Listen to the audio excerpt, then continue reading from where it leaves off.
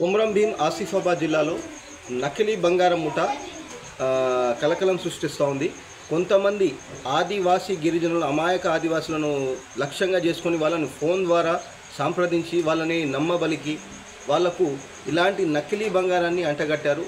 ఇది తీసుకొచ్చినప్పుడు గోల్డ్ కలర్లో ఉండే, కానీ దీన్ని వాళ్ళు తీసుకున్న బాధితులు ఏంటంటే బంగారు షాప్లోకి వెళ్ళి చెక్ చేయించడం జరిగింది. అయితే ఇలా కాలిపోయి ఈ విధంగా ఉంది.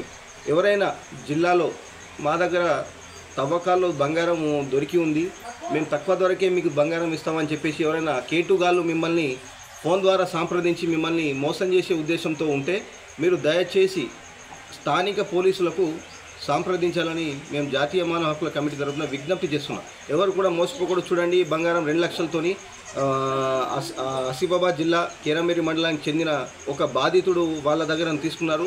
5-6 తులాలని చెప్పేసరికి 2 లక్షలు ఇచ్చాడు. కానీ దాని అవసరమైన డబ్బు అమ్ముదామనుకుంటే ఈ విధంగా ఉంది. ఆయన మోసపోయాడు. ఇప్పుడు ప్రజెంట్ ఏంటంటే ఆయన స్థానిక కేరమేరి పోలీస్ స్టేషన్లో కూడా ఫిర్యాదు చేయడం జరిగింది. మీకు కూడా ఎవరైనా ఇలా ఫోన్ చేసి మా దగ్గర బంగారం ఉంది, తక్కువ ధరకే ఇస్తాం, పాతకాలం బంగారం మాకు దొరికిందని చెప్పేస్తే మాత్రం దయచేసి మీరు పోలీసులను ఆశ్రయించాలని నేను కోరుతా ఉన్నాను.